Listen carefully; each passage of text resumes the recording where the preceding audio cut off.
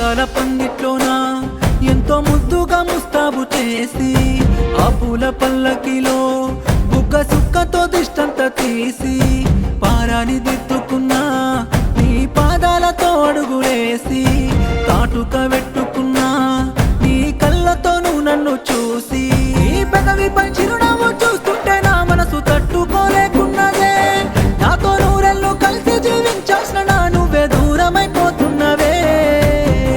ఎంత బాధ నాలో నీ అందమైన పెళ్లి చిత్రాలు తీస్తుంటే